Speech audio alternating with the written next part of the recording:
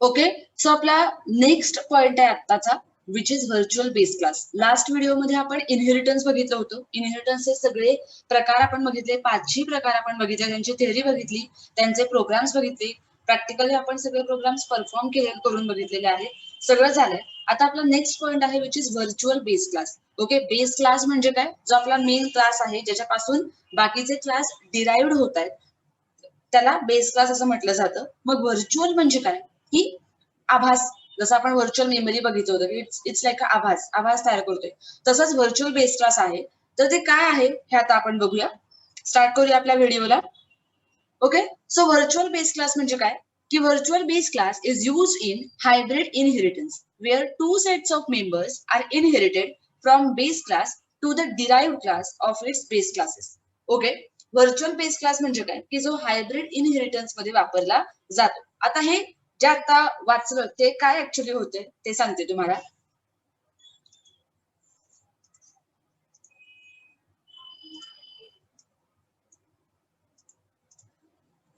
Okay. So आपण last व्हिडिओमध्ये hybrid इनहेरिटन्सचा एक प्रकार बघितला होता, ज्याच्यामध्ये काय करत होतो आपण, जसं की फॉर एक्झाम्पल मी काय घेतलं, एक ग्रँड पेरेंट हा एक बेस क्लास मी तयार केलाय. ओके. हा एक मेन क्लास मी तयार केलाय. या ग्रँड पेरेंट पासून मी 2 डिराइव्ड क्लास तयार करते, म्हणजे 2 क्लास तयार करते, त्यांना डिराइव्ड करते मी. ओके. सो काय होणार आहे? पेरेंट 1 आणि दुसरं तयार होणार आहे पेरेंट 2. ओके. हा माझा आहे बेस क्लास आणि त्याच्यापासून मी हे 2 डिराइव्ड क्लास तयार केलेले आहेत. ओके. मग हायब्रिड इनहेरिटन्स काय सांगतो, की जेव्हा एका इनहेरिटन्स मध्ये आपण एकापेक्षा जास्त प्रकार घेतो इनहेरिटन्सचे, which is called as hybrid inheritance. आता एक बेस क्लास असेल आणि त्याचे 2 आपण डिराइव्ड क्लास तयार केलेत, किंवा मल्टिपल जेव्हा आपण डिराइव्ड क्लास तयार करतो, which is called as hierarchical inheritance. मग हा आपला कोणता प्रकार झालेला आहे? हायरार्चिकल इनहेरिटन्सचा प्रकार झालेला आहे. ओके. सो आता आपण काय करतोय, या 2 पेरेंट पासून एक क्लास तयार करतोय, किंवा एक क्लास या दोघांपासून आपण डिराइव्ह करतोय, and which is child. Okay. Parent 1 आणि पेरेंट 2 या दोघांचा वापर करून मी काय करते, चाइल्ड नावाचा क्लास मी तयार केलेला आहे. पहिल्यांदा मी काय केलं, ग्रँड पॅरेंट तयार केलेला आहे. ग्रँड पेरेंट हा माझा पहिला क्लास आहे, ज्याच्यापासून मी 2 डिराइव्ड क्लास तयार केलेत, विच आर पेरेंट 1 आणि पेरेंट 2. एका बेस क्लास पासून 2 डिराइव्ड क्लास तयार झाले, म्हणजे इट इज अ हायरार्चिकल इनहेरिटन्स. आणि 2 बेस क्लासेसचा वापर करून मी एकच डिराइव्ड क्लास तयार केलाय, and this is called as multiple inheritance. जेव्हा 2 बेस क्लासेसचा वापर करून एकच डिराइव्ड क्लास तयार होतो, which is called as multiple inheritance. आणि या पूर्ण इनहेरिटन्सच्या स्ट्रक्चरमध्ये मी हायरार्चिकल आणि मल्टिपल हे दोन्ही प्रकार यूज केलेत, म्हणजेच मी एकापेक्षा जास्त इनहेरिटन्सचा प्रकार वापरलाय, so that all this structure is called as hybrid inheritance. Hybrid म्हणजे काय? Combination of inheritance. Okay. So hybrid inheritance म्हणजे काय? आपण या स्ट्रक्चरमध्ये हायरार्चिकल आणि मल्टिपल असे 2 प्रकार वापरतात. असं नाहीये की फक्त हायरार्चिकल आणि मल्टिपलच असेल. काही वेळेला मल्टी लेवल असू शकतं, काही वेळेला सिंपल असू शकतो. कोणतेही 4 प्रकार एका स्ट्रक्चरमध्ये असू शकतात. त्याच्यामध्ये मी 2 घेतलेत, विच इज हायरार्चिकल आणि मल्टिपल इनहेरिटन्स. आता हे झालं हायब्रिड इनहेरिटन्स. आता व्हर्च्युअल बेस क्लास काय आहे, ते काय यूज होतोय, कसं यूज होतोय ते आता आपण बघू. ओके. सो हा बेस क्लास आहे. बेस क्लास पासून आपण काय केलंय, बेस क्लास पासून आपण काय केलंय, की पेरेंट 1 आणि पेरेंट 2 हे दोन्ही तयार केलेले आहेत. पेरेंट 1 आणि पेरेंट 2 हे जरी 2 बेस क्लास, हे जरी 2 डिराइव्ड क्लास असले, तरी हे एकमेकांपासून सेपरेट आहेत. ओके. हे दोघं एकमेकांचा डेटा एक्सेस नाही करू शकत.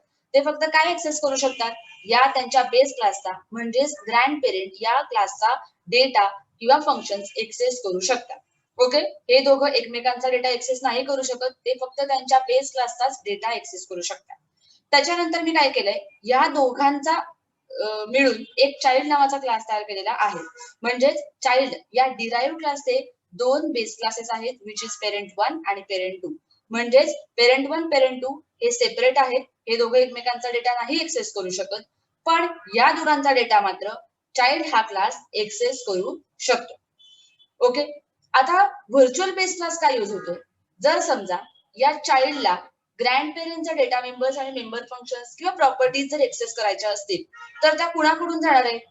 पेरेंट 1 कडून सुद्धा जाणार आहे आणि पेरेंट 2 सुद्धा कडून सुद्धा जाणार आहे. का? कारण हा कुणापासून बनलाय? या दोघांपासून बनलाय. ओके, सो या दोघांच्या थ्रू काय होणार आहे? ग्रँड पेरेंटचे कंटेंट एक चाइल्डला जाणार आहे. म्हणजे एकतर पेरेंट 1 कडून जाणार आहेत आणि पेरेंट 2 कडून सुद्धा जाणार आहे. मग जेव्हा जर असं झालं की एकच डेटा दोघांकडून आलाय तर कंपायलर आपल्यासारखं हुशार नाहीये, त्याला कळणार नाही की ऍक्च्युली कुठून आलाय, पेरेंट 1 कडून आलाय की पेरेंट 2 कडून आलाय. ओके, सो हे सांगण्यासाठी आपल्याला व्हर्च्युअल बेस क्लासची आवश्यकता आहे. जर असं झालं की ग्रँड पेरेंटचा डेटा पेरेंट 1 आणि पेरेंट 2 दोघांकडून आला तर कंपायलरला कळणार नाही. कंपायलर आपल्याला एरर म्हणजे चूक दाखवेल.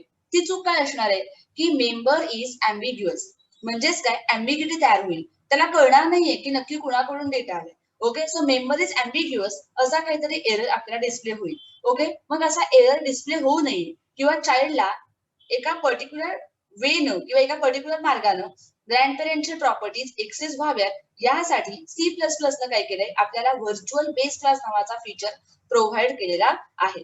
आपल्याला काय करायचंय, पेरेंट 1 आणि पेरेंट 2 हे जे काही बेस क्लासेस आहेत या ग्रँड पेरेंटचे, सॉरी डिराइव्ह क्लासेस आहेत या ग्रँड पेरेंटचे, या दोघांच्याही पुढे आपल्याला काय लिहायचंय, व्हर्च्युअल कीवर्ड यूज करायचा आहे. म्हणजेच काय की जेव्हा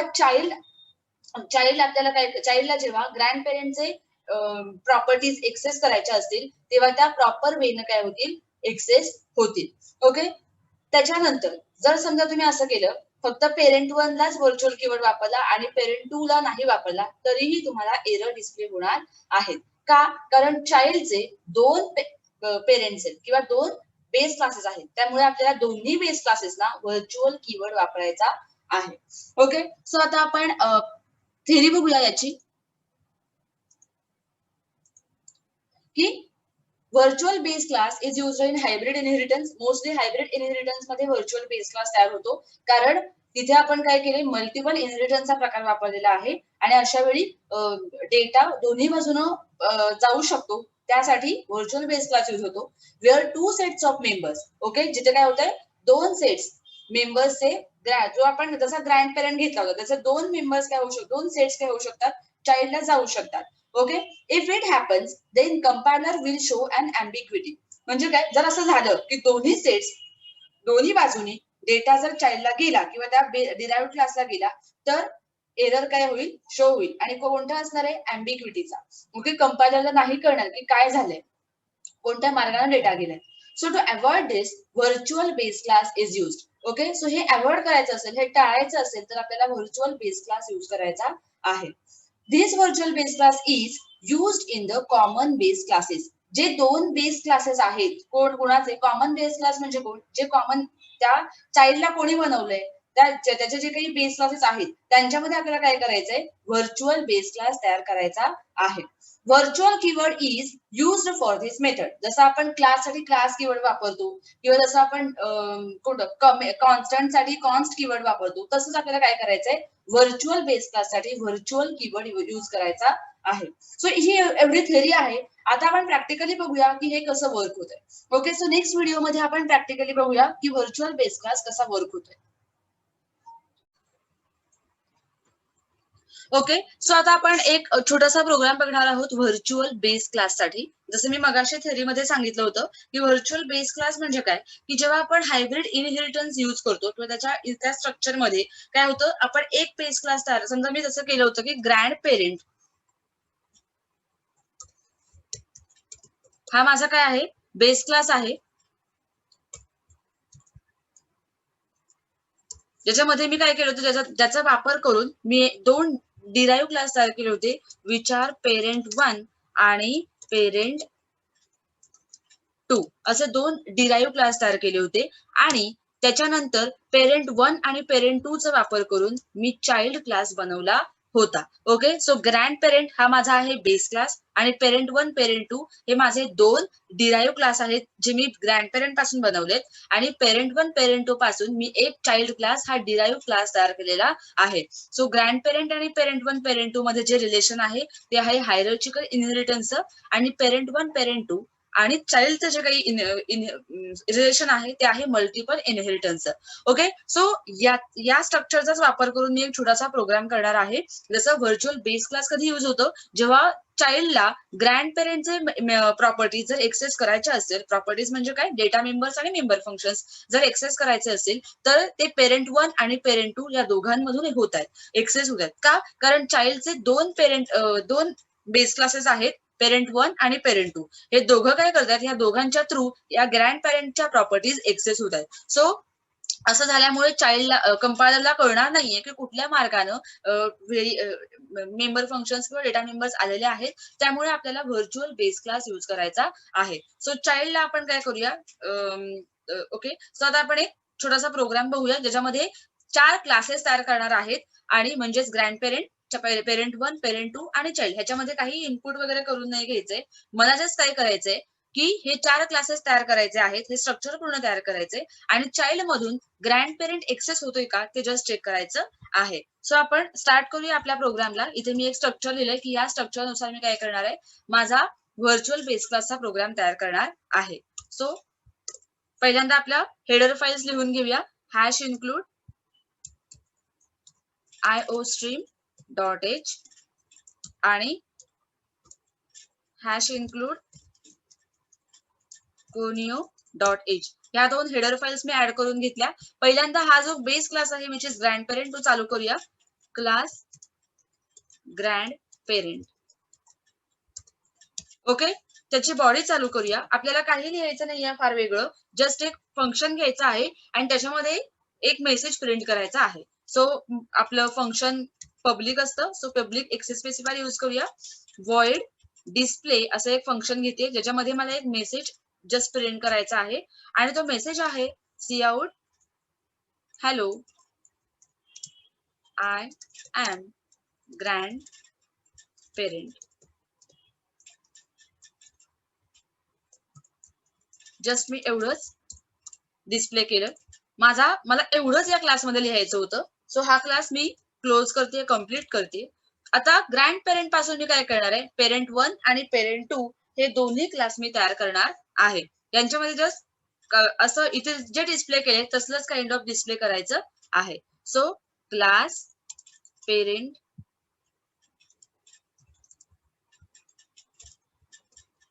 1 कोलन पब्लिक ग्रँडफादर. मी इथे काय केला, ग्रँडफादर नाही, sorry, grand parent.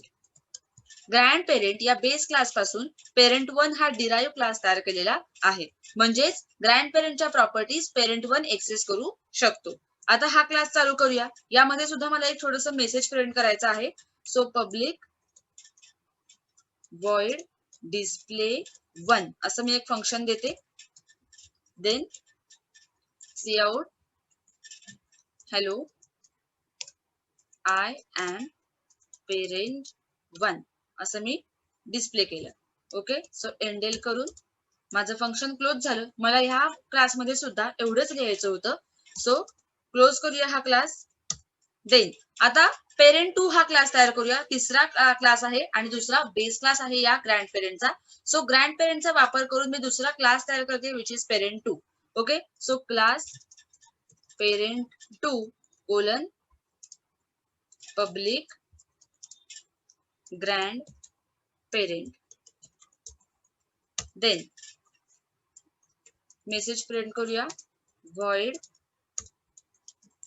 Display 3, sorry display 2.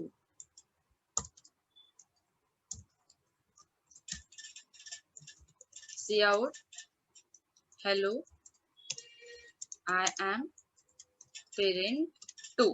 Okay, असं मी डिस्प्ले केलं. चुकलं माझं जरा. ओके, सो क्लोज झाली बॉडी. एवढंच लिहायचं होतं मला या क्लासमध्ये सुद्धा. क्लोज करूया हा क्लास. आता काय करूया, चाइल्ड क्लास या पेरेंट 1 आणि पेरेंट 2 चा वापर करून बनवायचा आहे. ओके, सो क्लास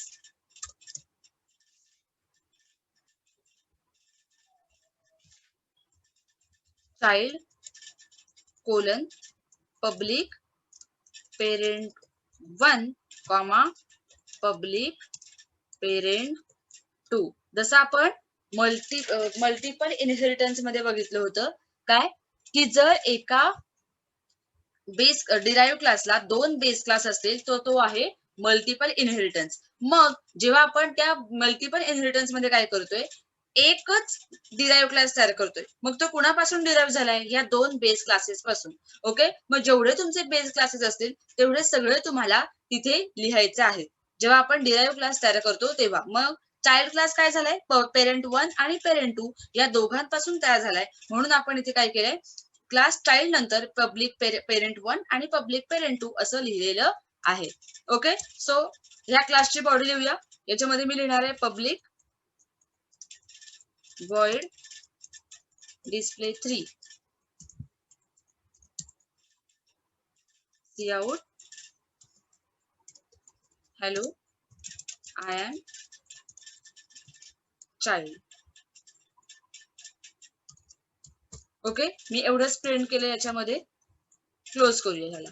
आता अशा पद्धतीनं मी ग्रँड पेरेंट, पेरेंट 1, पेरेंट 2 आणि चाइल्ड हे चारही क्लास तयार केलेले आहेत. आता आपण काय करूया, जसा आपला रूल आहे इनहेरिटन्सचा, की जो आपला डिराईव्ह क्लास आहे, जो आपला डिराईव्ह नवीन तयार केलेला क्लास आहे, तो आपण काय करूया, त्याचा ऑब्जेक्ट तयार करायचा आहे. मग या पूर्ण स्ट्रक्चर मध्ये आपला डिराईव्ह क्लास कोणता आहे, तर चाइल्ड. पहिला बेस क्लास आहे ग्रँड पेरेंट, त्याच्यापासून आपण पेरेंट 1, पेरेंट 2 बनवलं आणि पेरेंट 1, पेरेंट 2 पासून आपण डिराईव्ह केलंय चाइल्डला. ओके, सो चाइल्ड आपला डिराईव्ह आहे, त्यामुळे आपण चाइल्डचे ऑब्जेक्ट बनवणार आहोत. सो पहिल्यांदा void मेन फंक्शन लिहूया.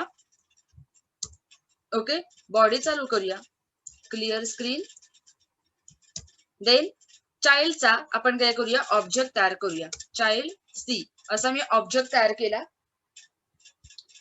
त्याच्यानंतर मला काय करायचं, आता सगळे जे काही फंक्शन्स आहेत डिस्प्ले पासून, हा जो काही डिस्प्ले आहे, डिस्प्ले 1, डिस्प्ले 2, हे सगळे फंक्शन्स कॉल करायचे आहेत.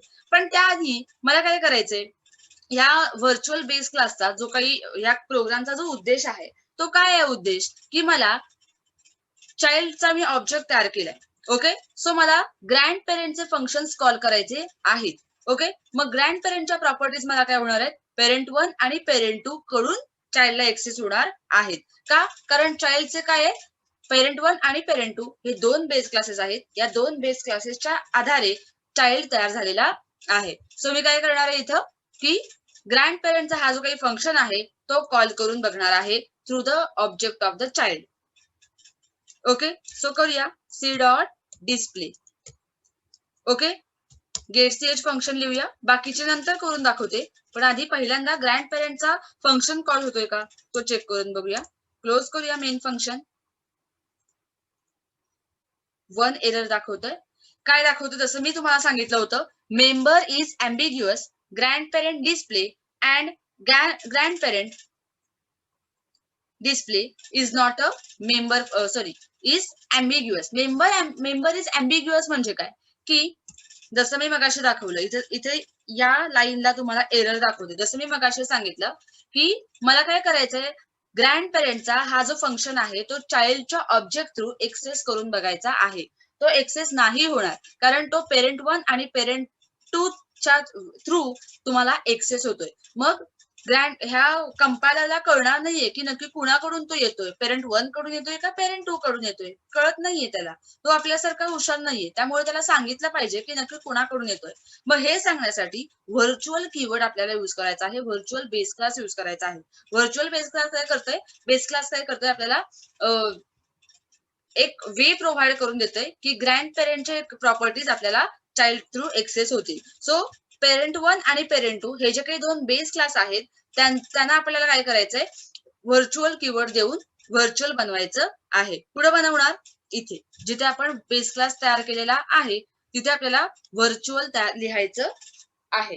ओके, सो काय लिहिणार, इथे लिहायचंय व्हर्च्युअल. कुठे लिहायचंय बघा, क्लास पेरेंट 1, जिथे आपण पेरेंट 1 हा क्लास तयार केलाय त्याच्यानंतर कोलन देऊन व्हर्च्युअल लिहायचं आहे, virtual public grand parent. Okay, म्हणजे व्हर्च्युअली तुमचा काय होईल, डेटा एक्सेस होईल. ओके, त्याच्यानंतर पेरेंट 2 ला सुद्धा आपल्याला काय करायचंय, एक्सेस करून द्यायचा आहे. जर समजा मी नाही केलं तर आउटपुट काय येते बघूया. एक एरर, मेंबर इज अँबिग्युअस. असं काय दाखवतंय अजूनही? कारण चाइल्ड हा क्लास पेरेंट 1 आणि पेरेंट 2 दोघांपासून बनलाय. ओके, त्यामुळे आपल्याला व्हर्च्युअल हा कीवर्ड दोघांना द्यायचा आहे. आपण इथे पेरेंट 1 लाच दिलेला आहे, त्यामुळे मी पेरेंट 2 ला इथे देऊन बघते काय येतंय. कंपाईल करूया आता 0 एरर्स आलेत. रन करूया प्रोग्राम. काय डिस्प्ले होणार आहे? Hello I am grand parent. एकच फंक्शन आपण कॉल केलंय, त्यामुळे हे सगळं आपल्याला काय होतंय? डिस्प्ले होतंय. त्याचबरोबर आपण काय करूया? व्हर्च्युअल कीवर्ड काढून बघूया. ओके, आणि जे पेरेंट 1 आणि पेरेंट 2 चे फंक्शन्स आहेत ते कॉल करून बघूया कॉल होत आहेत का. Okay, display 1, c dot display 2 आणि सी डॉट डिस्प्ले 3 असे तिन्ही फंक्शन्स मी कॉल करून बघितले. बघूया होत आहेत का कॉल. 0 एरर्स दाखवते. आउटपुट पण दाखवतोय hello I am parent 1 parent 2 child. का दाखवतोय? कारण पेरेंट 1 आणि पेरेंट 2 हे चाइल्डचे बेस क्लासेस आहेत. चाइल्ड काय करू शकतो, म्हणजे डिराइव्ह काय करू शकतो? स्वतःच्या बेस क्लासेसचा डेटा एक्सेस करू शकतो. ओके, तो त्याचबरोबर स्वतःचाही डेटा एक्सेस करू शकतो. पण त्याला जर हा पेरेंट 1 पेरेंट 2 चा बेस क्लास एक्सेस करायचा असेल तर तो डायरेक्टली नाही एक्सेस करू शकत. कारण इथे आपण कारण तो डेटा पेरेंट 1 आणि पेरेंट 2 सोबत एक्सेस होतोय. तो कुठल्या मार्गाने येतोय हे कळत नाहीये, म्हणून त्याला आपल्याला काय करायचंय? व्हर्च्युअल कीवर्ड युज करायचं आहे. मग इथे मी ह्यांच्यासोबतच व्हर्च्युअल कीवर्ड इथे पुन्हा ऍड करून बघते. Virtual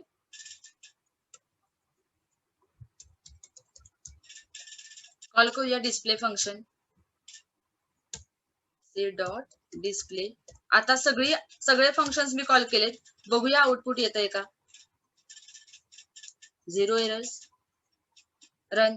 grand parent, parent 1, parent 2 आणि चाइल्ड अशा पद्धतीनं चारही क्लास माझे रन झालेले आहेत. चारही फंक्शन्स माझे रन झालेले आहेत. अशा पद्धतीनं काय होतंय?